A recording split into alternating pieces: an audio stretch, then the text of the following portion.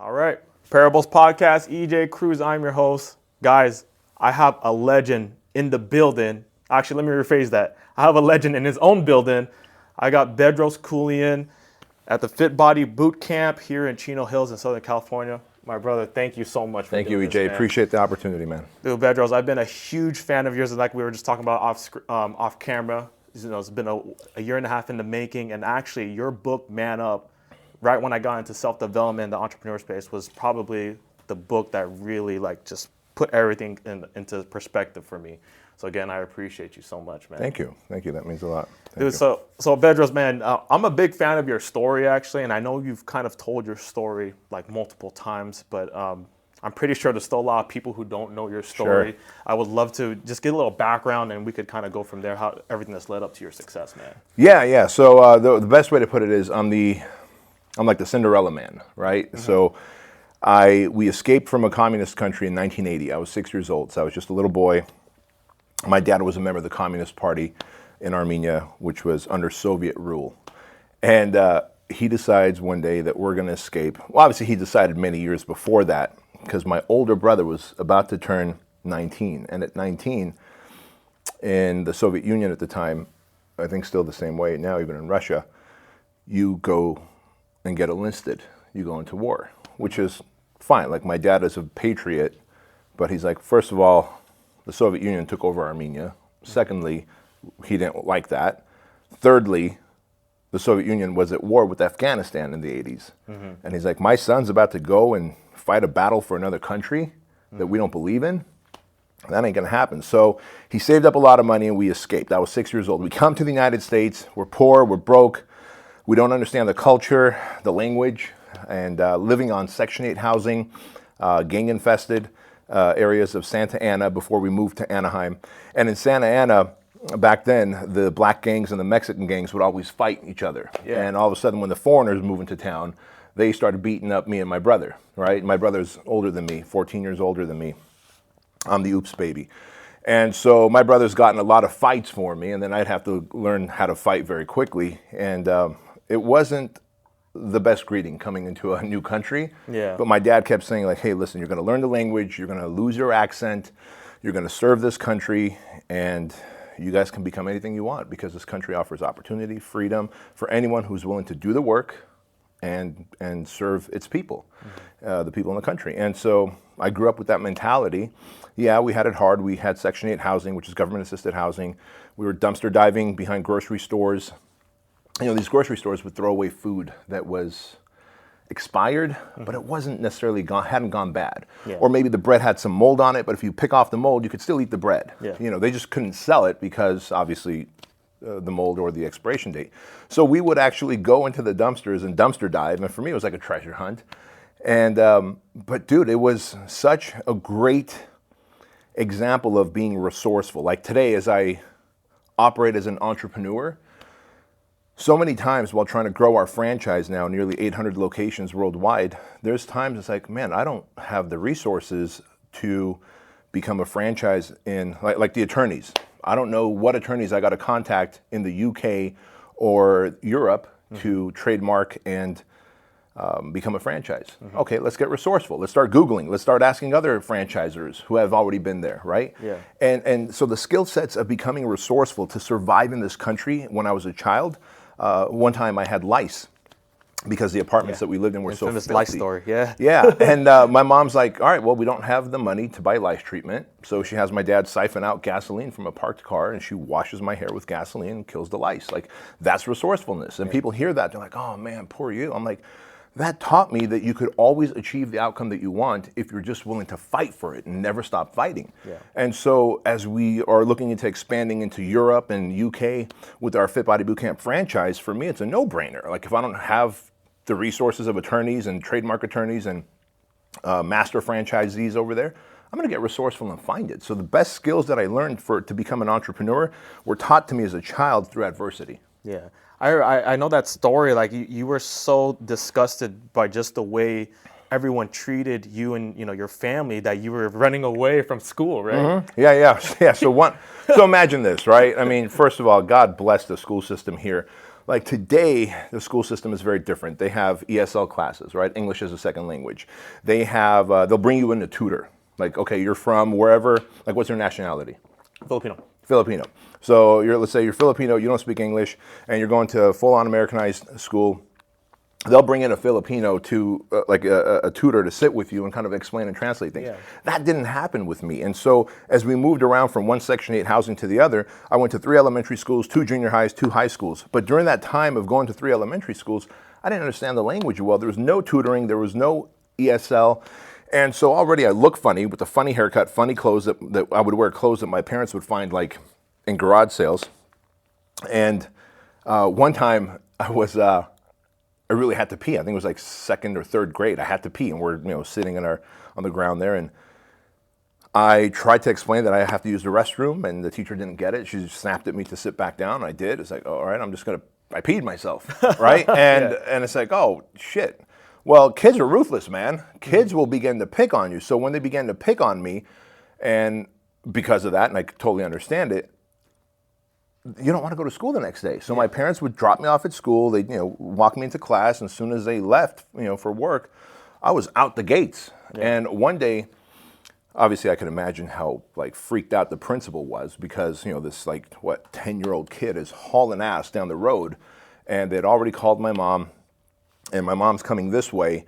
I'm running this way. Yeah, they met you like you're in the middle. Yeah, and I didn't want to go back to school, man, so I picked up a broken beer bottle that was on the ground, and in Armenian, I told my mom, if either of you come any closer to me, I'm going to cut myself. Yeah. Like, I'm going to fucking end it. Yeah. I didn't even know how to kill myself. I didn't even know what I was going to cut. I knew it was somewhere around the arm, but for all I knew, it was like the fucking hand. You were just emotional. That's it, right? You're a kid, and you're like, I don't want to suffer anymore. As it turns out, that was some really good lessons, too, because suffering reveals a man to his truest self. Like, I know I've gained compassion through suffering. I've gained empathy through suffering, and I can connect and communicate better with people than ever before because I know what suffering looks like. So whether someone's suffering emotionally, financially, mentally, in relationships, I can connect with people. So again, that was a superpower later to be discovered for me. But no, the beginning of life here in the United States was not comfy, was not great. I think most people born here take it for granted. Absolutely. Right? They take it absolutely for granted. I think everyone should be forced to go live in a third world country for at least 90 days to really understand how great we have it here. Like, even in the worst of economy in 2008 when the economy crashed, that's when I launched Fit Body Bootcamp. The worst economy ever, even worse than the Great Depression, I launched Fit Body Bootcamp. And it becomes this international brand. We hit the Inc. 5000 list 4 years in a row. We had Entrepreneur Magazine's 500 fastest growing franchises 3 years in a row.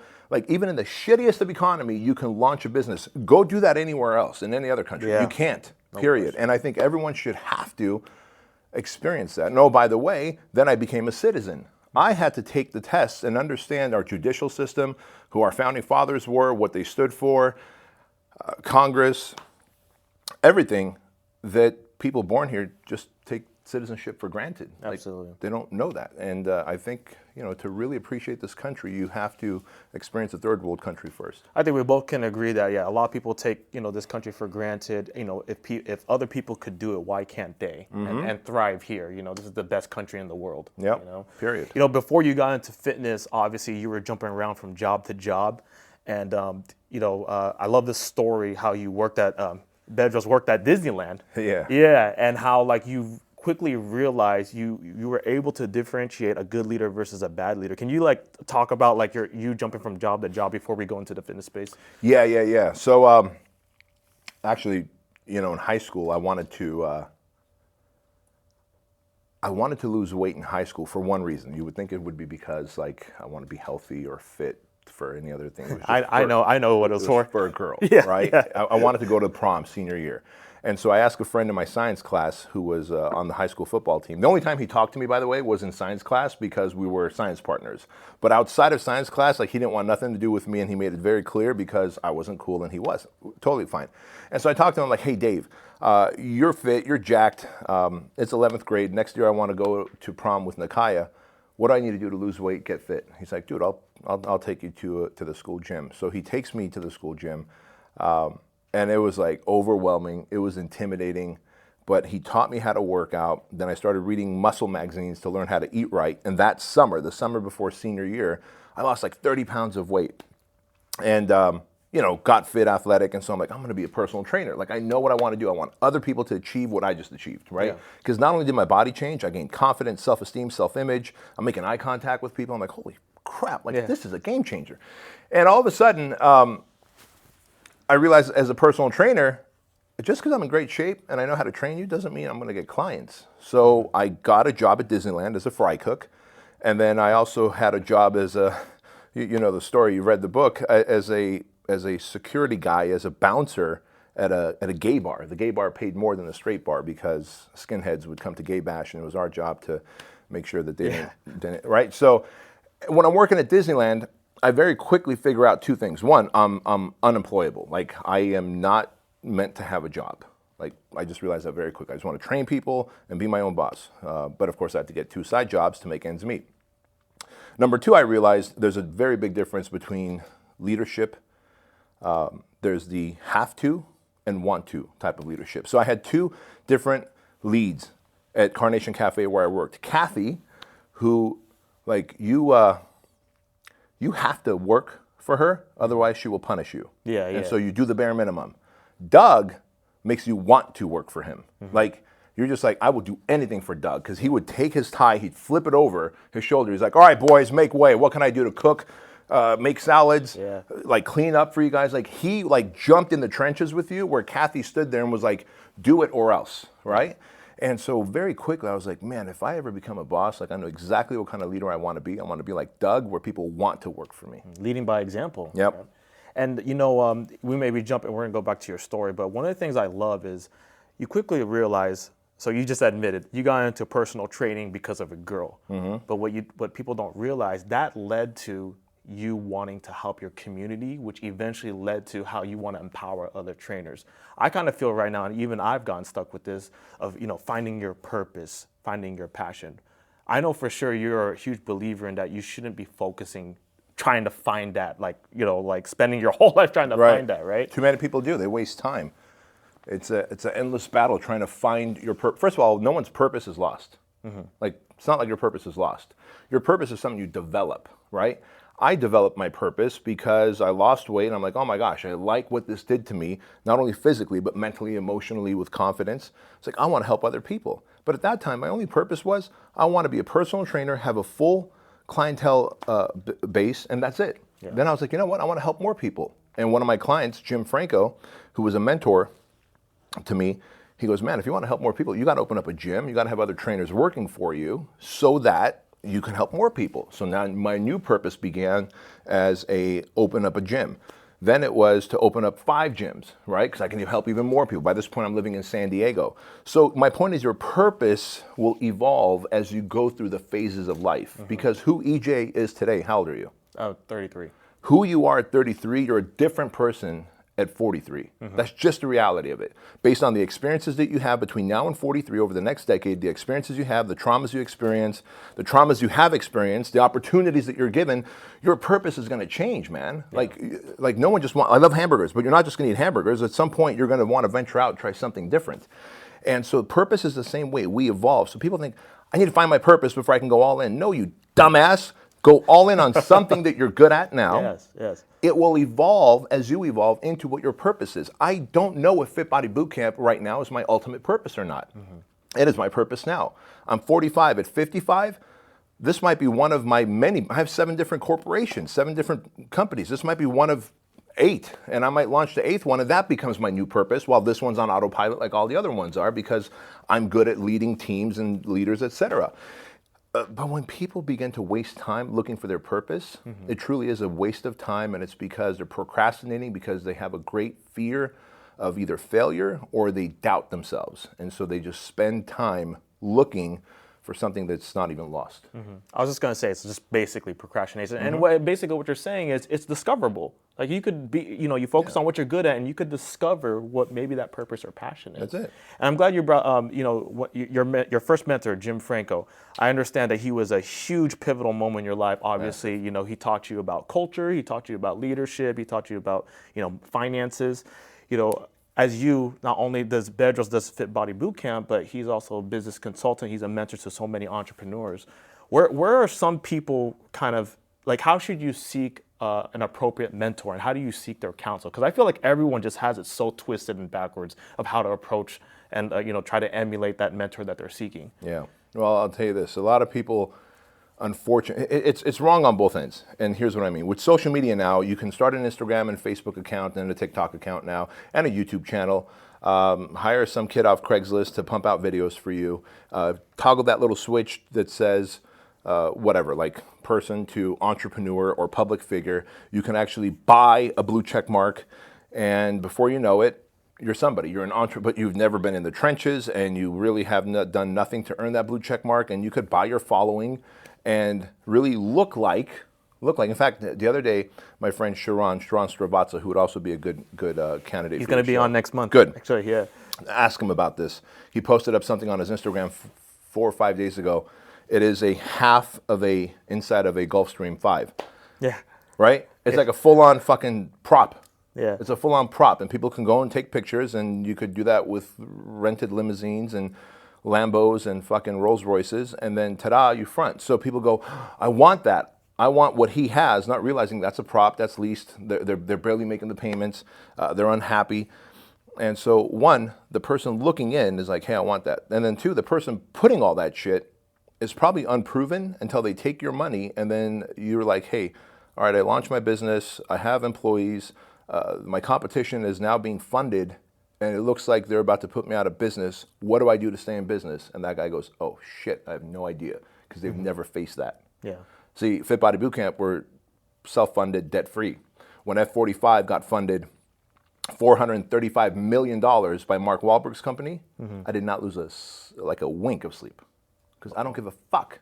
Because we have a very specific model that we do, and it does not compete with F45. Everyone's like, oh my God, but what if? It's not going to be a what if, because I'm so specific in the way I market and sell Fit Body Bootcamp and who I sell it to. Yeah. And so I share that because if someone wants to become a franchisor, whether it's a yogurt shop or whatever, I'm like, look, dude, you're going to carve out your niche, and you're going to stay in your lane. And it doesn't matter if it's Yogurtland or Pinkberry, like this is what you're going to do. So the way you find a mentor is you find someone who's already been there and done that and has a successful track record. Ask them, like, who else have you helped? They should be able to produce coaching clients that they have helped 5x, 10x, 20x, and go, here, talk to them. Validators, right? Those are called validators. But if someone's like, hey, look, yeah, I don't have any people that you can talk to. My clients want to stay private. Or they simply don't seem to have the answers. Looks like they're doing guesswork. Red flag. Yeah, that's a red flag. That's a red flag. And so it's really unfortunate, but that's just the reality of things today. Yeah. When you were growing Fit Body Bootcamp, it was not easy at first. You had to go through so many hurdles and obstacles. And one of the challenges I think you faced was membership turnover. What was kind of like your approach on taking on that challenge?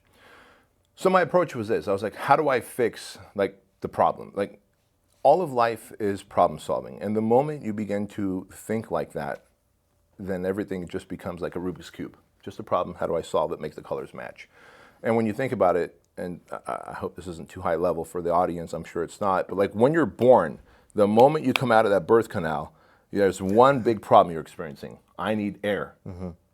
And the doctor slaps that baby in the ass and sucks out all the mucus from their mouth, and then the baby takes a gasp of breath, and it has air now, right? Okay, check, problem solved. Now the baby's screaming at the top of his lungs. Baby needs a boob or a bottle, right? Now there's a new problem the baby needs to solve, so he's gonna scream. And now the baby just pooped himself. There's a new problem. The baby wants to be cleaned. They're gonna scream again until the problem is solved. So as a baby, we go into problem solving mode. As adults, we forget. So when we had our membership issues, and we had it on both ends, both with clients not sticking to Fit Body Bootcamp workouts, in the locations. And we also had in the beginning in 2009 and 10 and part of 2011, franchisees, well, there were licensees at the time. I didn't become a franchise till 2012.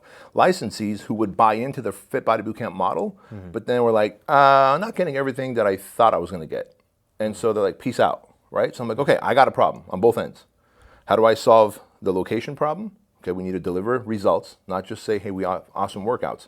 Mrs. Jones doesn't sign up for awesome workouts. She signs up to get results. So I was like, what can we do to deliver results better than anybody else? As soon as we solved that problem, all of a sudden our locations would get clients. Those clients would stay, pay, and refer. Period. Solved. On this side of it, I'm like, all right, now I'm losing licensees. I'm about to turn into a franchise. What do I need to do? I know I need to hire a support team. I need to have people hold your hand, help you find a location, sign the lease, build out your location, open your doors, do the grand opening with you. And the moment we did that, all of a sudden franchisees are like, hey, I'm going to buy a second location, third location, fourth location. Not enough people lean into problem solving. The moment they see problems, they go, this must be a sign from God that I shouldn't be doing this. It's a sign from God that figure the fucking problem out. Yeah. Does that make sense? Yeah, absolutely. One of the things that you talk about effective entrepreneur leadership is part of the 6 pillars is emotional resilience. And I gotta tell you, when I read that part, that resonated with me so well.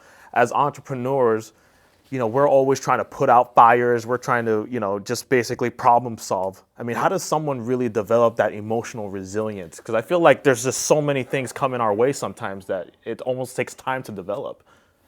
It does take time to develop, but you can actually speed up your emotional resilience or your emotional discipline. It's a discipline like anything else, right? Like, do you have any kids? I don't. Okay, but you're married, right? Yeah. So imagine when you and your wife have kids. The first, like once they get their teeth and they start brushing, the first few times you're gonna have to keep reminding them. Then they're not gonna want to do it even after you remind them. And then over time it becomes a habit. And that habit becomes what's known as a fixed habit, meaning it's just part of their evening and morning ritual, right? And what we want in life is for all good things, all good behaviors to become fixed habits. You do something, like you go on vacation, you decide I'm gonna sleep in and eat French bread since I'm in Paris. Well, you do that for 7, 8, 9, 10 days, it becomes a habit. You come home, you don't necessarily go and decide to sleep in and eat French bread every morning because you're like, all right, that was on vacation. So it didn't become a fixed habit. That was a temporary habit. And so there are temporary habits and fixed habits. Fixed habits, we want behaviors that are good to become fixed habits. The way that becomes a fixed habit is by constantly doing it more. You time collapse by doing it more. So how do we get emotionally resilient or emotionally disciplined? Simple. The things that we need to do, like for example, let's say I face bankruptcy, and then I face some kind of massive debt, and then I get out of I get out of the bankruptcy, I get out of the massive debt, then I face competition and I'm able to beat them. And say that happens over a 10-year period. What if I could do all that in 1 year? Wouldn't I develop more emotional discipline by doing the time collapsing, right? And so I tell people, just put yourself against stressful situations all the time, voluntarily. In 2010, when I figured that out, I decided I'm going to train for 6 weeks and run a marathon. Like, it's stupid to train for 6 weeks weighing 230 pounds and then to run a marathon, 26.2 miles. It was painful. I did it. It was 6 weeks of suffering, only then to have one more day of suffering at the end of it. Then I decided, all right, I'm afraid of heights. I'm gonna train for 6 weeks and become a rock climber. Hired a rock climbing coach, trained 3 times a week for 6 weeks, like did the difficult stuff, would slide and fall, get all scraped up. Yeah, the rope would catch me, but it was a scary process. I became more emotionally disciplined there, with a marathon. And then I was like, I'm afraid of the water. I don't know how to surf. I'm gonna learn to surf. 6-week challenge, go. Then I hired Aaron Weatherspoon. He used to live out here. At the time, he was the king of the cage welterweight champion. And I'm like, Aaron, I don't know how to properly fight. You're a MMA fighter, 6 weeks, let's go. And then you're gonna get in the cage and fight me. And that was scary, man. Like, that was scary. But let me tell you, the emotional discipline you learn when you have a professional who slowly teaches you, but at the end of week 6, gets in the ring with you. And at first, the first sign of him cocking back, I was like, oh shit, I get nervous. By week 4, I'm like, okay, I see what he's doing. I see what he's about to do, and he taught me to do this, so I'm going to do it. So emotional discipline, you can time collapse emotional discipline simply by putting yourself under stressful situations more, under adversity, under pressure. People don't do that because it's not a natural thing to make yourself uncomfortable. We're programmed to be comfortable, right? So we always tend to stay bubble wrapped and lean into the things that are easy and comfortable. Well, that makes you emotionally weak. And emotionally weak people will never thrive. Who practice that a lot is our good friend, Edwin Adeyave. You put yourself in uncomfortable situations, always urgent, and also stack those wins. Almost like what you said, you compress all of that into 1 year or even shorter if you could. You know, when did, so obviously kind of shifting back to your story, you faced some difficulties with, scaling a Fit Body Boot Camp. When did you realize, or when was it when you realized that you had to man up? And what exactly does that mean for the people out there who don't know what that Yeah, means? really good question. So in 2011, so I remember I said in 2012 we became a franchise. Yeah. That's because in 2011, like here's some more adversity for you. Like my life has been plagued with adversity, and then once I realized how lucky I was to have it, I began to search out adversity and voluntarily put myself in places of suffering and adversity.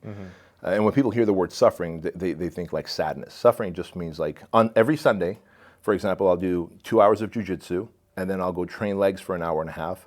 And then that night, me and Aaron, who you met, and a few other local guys here, will go and do the eucalyptus loop, which is a 3.2 mile hike with 4 big hills. You guys taking notes? That's our next workout, guys. Like that's every Sunday, right? So on Sundays, it's a day of suffering for me. Yeah. And I do that because, look, Mondays are a pretty stressful day for most people. Not for me. After having a Sunday like that, Monday's a piece of cake. Because my legs are tired, my lungs are tired, my shoulder hurts, my knees hurt. They put me in all types of arm bars, neck bars, triangles.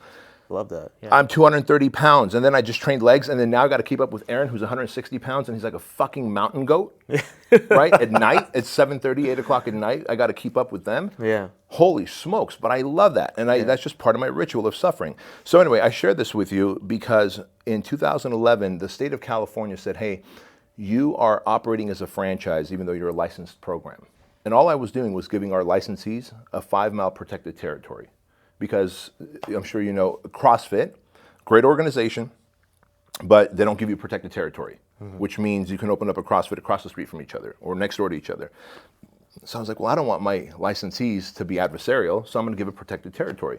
I meant well, intentions were good, but my actions kind of put me in the category of a franchise. When the state of California found out, they're like, we're going to fine you $2,500 per location, and at the time we had about 120, 130 locations.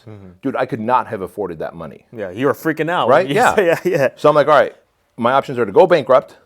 My options are to figure out a way to get this money, which I didn't know anybody who'd loan me that money, and no bank was going to loan me the money, and I didn't own all the real estate that I own today to be able to sell a building or something and get that money.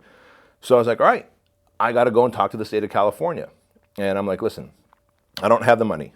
And if you force it on me, I'm going to have to go bankrupt. That means these 130 licensees who expect support and help from me are not going to have it. Yeah. So, but I promise you that if you don't find me, I will take the time to become a franchise, and then I will operate legally. They're like, you know what?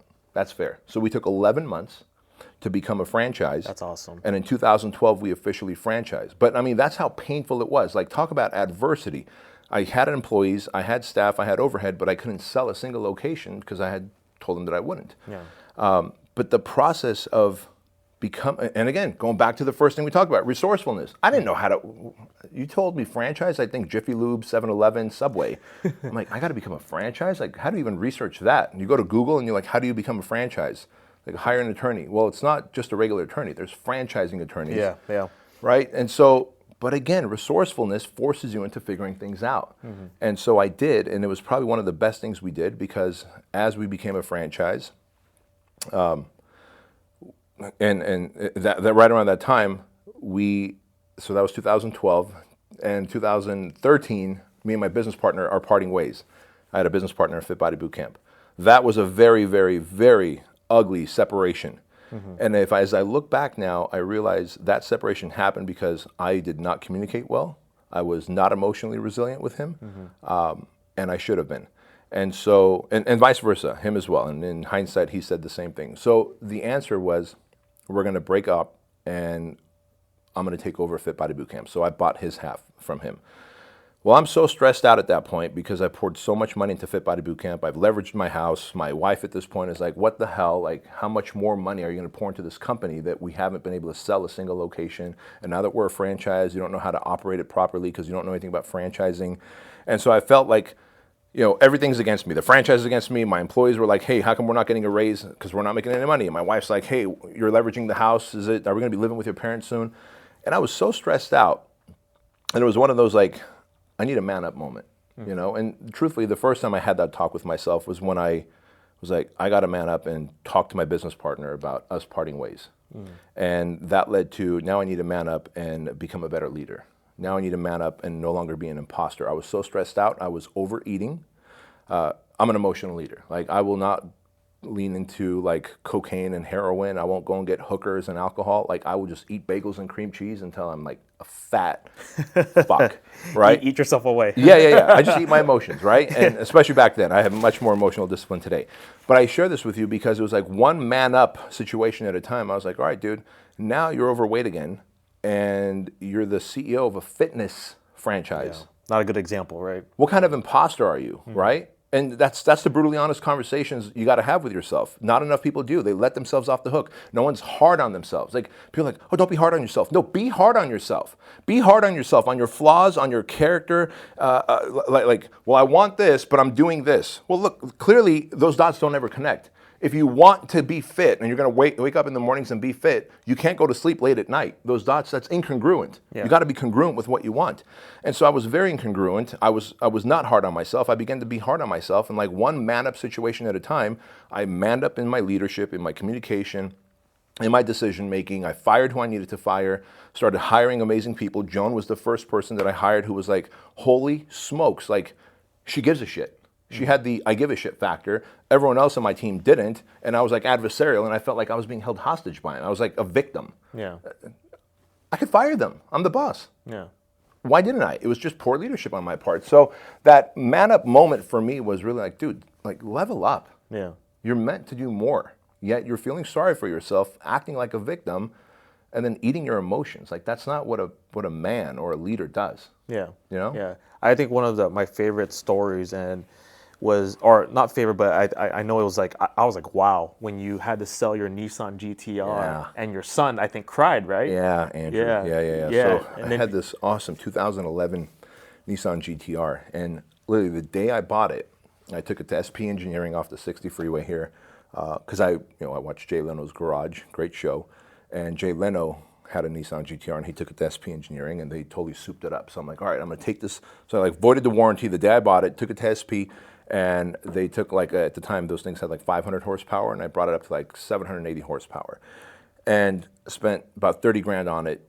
Money I didn't have, by the way. Again, there's more stupidity for you, right? And so, of course, because you want it, and delaying gratification is the best thing you can do if you want to be successful. But I wanted that GTR, and I wanted the fast GTR. The difference is Jay Leno has a fucking slew of vehicles. At the time, I didn't have any. Like, I should just be happy with a GTR, let alone like trying to soup it up with 30 grand. But anyway, so I did. And it was like right around when we were going to franchise. So 2012, 13, we had just become a franchise. There was a situation where we couldn't afford our payroll and our quarterly taxes. And it was like an oh shit moment. And up until then, me and my son, who was at the time 7 years old, we'd get in the GTR and he'd put it in race mode. And then he'd say, gun it, daddy. And we'd like blast that thing, right? It's got launch mode and it's just a fun car. And we just blast it up and down the 71 freeway here. And then one day I'm like, hey, son, get in the car. We're going to go on a ride. We get in the car. We do our thing. And as we get back home, I'm like, Andrew, this is the last day we're going to have the GTR. And his like eyes start to well up with tears. And he's looking at me. He's like, why, Dad? And I tried explaining payroll and quarterly taxes to him, right? But were you surprised he was tearing up too? Oh, dude, I was falling apart. He was falling apart, yeah. and I'm like, son, I've got payroll, and he can't understand it because an 8-year-old's not supposed to understand. Yeah. Like, he's 7 or 8 years old at the time. He doesn't understand quarterly taxes. And I go, son, I just sold the car. The guy's coming from San Francisco to pick it up, and I sold it for a massive loss, by the way, because I had to like get rid of it quickly. Yeah. And it was such a learning moment. It's always in hindsight that's a learning moment, right? Yeah. So today it's like whether I have the GTR or the Chevelle or the Land Rover, whatever car it is, it's all paid off. It's because I could buy 20 more of them if I wanted, and I don't put gratification first. I always delay massively gratification. But that's a great lesson there because I let my son down. I'd rather not have had the car and had him experience the car and lose it than to get it and then take it away from him. And he's like, what the hell? Yeah. You know? So that was another learning experience. Sometimes I learn from stupidity a lot, I realize, yeah. You know, being almost an entrepreneur of entrepreneurs, where do you think these entrepreneurs actually get it wrong? I mean, what's the stats that the first entrepreneurs who start a business, they fail within the 20% of the first year, and I think it's like an additional 50 within the 5 years. Aside from not manning up and, just being accountable? Where else do you think a lot of people are? So here's what happens. People overestimate what they can achieve in their first year or two, and they underestimate what they can achieve in 5 or 10 years. They're not in it for the long haul. They just see, listen, man, when you see Manny Koshpin, Andy Frisilla, whoever, Vaynerchuk, showing their lives, and God bless them, they've bled for it. If I'm showing my life, I'm not going to put a picture of me from back in the day when I was homeless in San Diego living in a 79 Toyota pickup. I'm going to put a picture of me today in the many homes, right? Yeah. And so people are like, oh, that's an entrepreneur after at least a decade of bleeding, right? But people are like, I want that, and I bet I can get it in a year. So we underestimate what we can achieve in a year. We underestimate how easy it's going to be, right? And then when we get into it, we realize we don't have the resiliency.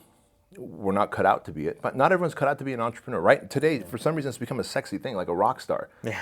Dude, to be responsible for the payroll of 50 some odd people, no one should want that. No one should want that. If you want that, it's because you're made up of some crazy, relentless, resilient nut job who just loves to suffer. Yeah. And most people aren't that. This is why the stats are so big, and they don't want to figure it out. They think it's, business plan says, and then the second year we're going to have this growth, and third year, yeah, business plan does say that until this motherfucker like me decides to come into your industry and crush you.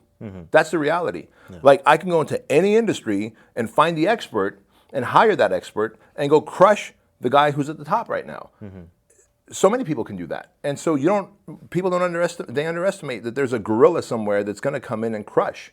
That what am I going to do when that problem comes? How am I going to handle that? Because if you look at the business plan, well, it lays out year after year growth. And all my employees are going to be productive, and no one's going to sue me, and the city and the state and the federal laws are all going to be in my favor, and the economy's not going to crash. All those things are going to fucking happen. And you still have to survive. Yeah. That's what the entrepreneur is. So people are just underprepared, that's all. Yeah, that's all. I think it's over glorified almost. Over glorified. You said it. It's like going to battle with a squirt gun and then wondering why you're not able to kill the enemy. Yeah. What was I going to say? One of the things that I really like that you talked about is you're a firm believer that there's 2 different types of people in this world. There's the crop duster and the fighter jet. What separates those two, and how does someone become that fighter jet? Yeah, good question. So the crop duster is someone who hits the snooze button in the morning. They wake up and they're unprepared. They're in bed. They're checking in on Instagram, on their social media, as though they somehow own Instagram and they're going to check in to see if it made them money. It's not. You're just going to feel FOMO. A crop duster is someone who is like, oh, what should I do now? They didn't have a plan for the day. Should I go work out? Should I eat? Okay, I better get to work. They show up late to work. They clock in a little bit late. They clock out a little bit early. They do the bare minimum to maintain employment. You look at their car, they got fucking hamburger wrappers and soda cups and old clothes that they haven't taken out. They're disheveled in their car and their mindset and their relationship and their health. Disorganized, it sounds like. Yeah, that's a crop duster. And then a fighter jet is someone who's they have definitiveness of purpose. They are definitive. The night before, they make their list that they're going to do the next morning. They never hit the snooze button. They jump out of bed. They might beat their alarm up. They get up and they execute their list. They have discipline where they can turn their phone off, away, and push it away while they're working. They will go get their workouts and they will stack up the wins. And that's a crop duster. It's a disciplined person who is definitive in what they're going to do and the outcome they're going to achieve. Sadly, people go, well, how do I become a fighter jet? It's like, you were actually born as a fighter jet. Going back to that child that we talked about, that child is a fighter jet that it could scream so loud and it'll be such a bad shriek that the mom or dad will wake up in the middle of the night and feed it, give it a bottle, or change its diaper. And then that kid is a fighter jet because it is, because now it starts wandering around. It's curious. It starts poking at the light socket. It starts pulling at things. It's like running. Like the moment a kid begins to toddle, the next thing they're doing is running and sprinting. They're curious, right? They want to explore. That's what a fighter jet does. Mm-hmm. But as parents, as grandparents, as school teachers, as families, aunts and uncles, we mean well, we want to protect them. Slow down, watch out, don't do that. You'll get hurt, be careful, you're going to offend someone. Whoa, take it easy. Mm-hmm. And then we begin to neuter the fighter jets, turning them into crop dusters, having them settle for mediocrity, being okay with average. Like you would never say, I want my son or daughter to have an average life, average health, marry an average woman, buy an average house, So make true. average. You would never say that, right? Absolutely Yet we're like, go do what everyone else did. Fuck that. I want to be like, dude, you're going to build a rocket, you're going to put a Tesla in it, you're going to send it to Mars. That's what fucking Elon Musk did, right? Yeah. I just tell my kids, like, you've got the world by the balls. Like, you're going to do anything you want. You're curious? Go check what's over there. If you fall off the edge, I'm so sorry, son. Yeah. You're going to get hurt, but you're going to learn from it. Yeah. And because of that, like, I've maintained fighter jetisms in my kids. And just like fixed habits, there are fixed belief systems. And so, as you know, what you're really describing there is called fixed belief systems, where, like, well, okay, you know, I'm of this culture, and therefore I'm supposed to be a doctor or a lawyer. As a kid, I'm supposed to play the piano or the violin, right? Yeah. Like, well, we shouldn't stereotype, but look, all Asian parents, my kids go to school at Loving Savior. They're in school with Asian kids. They're either playing the piano or the violin. And when I talk to the parents, they're like, oh, my kid's going to be a doctor or a lawyer. Are you sure? Are you sure? Because what if they are athletically inclined? Holy smokes! What if they decide to hang themselves because they decide, I don't like the pressure of being a lawyer or a doctor? Yeah. Like, what if, right? But we keep like transferring those feelings on our kids because I don't want them to work like multiple jobs like I did. Great, that's the option. Either work multiple jobs or be a doctor. There's nothing in the middle where you can be a fucking baseball, basketball, football star. You could be a movie director. How about you find and nurture what shines in that kid? Right? And that's the big problem, man. We begin to pass along our belief system on our kids, and then we fix those belief systems on them, and then somewhere in their late 30s and 40s, they begin to resent. That's what midlife crisis. Yeah. That's all a midlife crisis is. They look back and they're like, fuck. Where'd my life go? Yeah, someone else has been telling me what to do my whole life. Yeah. Where'd it go? And so they buy the red Corvette, they start boning whoever, they get a divorce, they sell the house, they go on some island and they open up a little coconut shop and they're happy again. What? Maybe you should have been doing that from day one. Yeah. You would have had a franchise of coconut shops. Yeah. You know? Oh, no question. So I want to throw a curveball question at you, Bedros. So if you weren't into fitness, and that's hard to believe, I know, what would you think you'd be doing? Personally, I think you'd probably be DJing. Because he used to DJ, right? Yeah. He did used to DJ? Yeah. What do you think you'd be doing? You nailed it. I would be entertaining. So I'd either be a DJ or I'd be a drummer, because I do play the drums, all types of percussions. Or I'd be a comedian. A comedian. I love it. Dude, Bedros. But I would be entertaining people, yeah. Yeah. Dude, Bedros, I appreciate you, man. Again, a big fan of your book, big fan of you. And if you don't know this, by the way, so when I started my podcast, actually, Your Empire podcast was a big inspiration to the parables. So again, I appreciate all the content you put out. Man. And, got to have you sign the infamous canvas where I have all my guests. I had to bring it over here, One thing I do want to do, first off, where can people find you if they want to reach out to you? Maybe join us. I know you're doing a couple of mentorships, a couple of events. Where can they find you to get more info? Best place to find me is on Instagram, just at Bedros Keuilian. And I'm very responsive on Instagram, so that's the place. So, guys, on the show description of this podcast episode, I'm going to put a link to Man Up and what I personally want to do also as well. I think if you don't remember, I'm a registered nurse. That's my background. And I understand that you and your wife are very, very passionate about a charity. Yeah. If you want to, what was it called again? Shriners Children's Hospital. For the last decade, we've been donating to Shriners because they take children whose families cannot afford the medical services, and they will take in those children, and they'll from cleft palates to severed spines to building a wheelchair for when a child has a wheelchair. As he or she grows, that wheelchair needs to grow, and it's very expensive. And so Shriners handles all that at no cost to the parents. I will put that link also in the show notes as well. Parables Podcast, I appreciate you guys coming. Do me a favor, if you find inspiration from this episode, please do me a favor. Take a screenshot, tag me and Bedros, let me know what you guys think. Also, if you guys can, you can leave a rating or review on Apple Podcasts. That helps with visibility. Bedros, my man, I appreciate you, man. That was a lot of fun. Thank you, EJ. I appreciate you.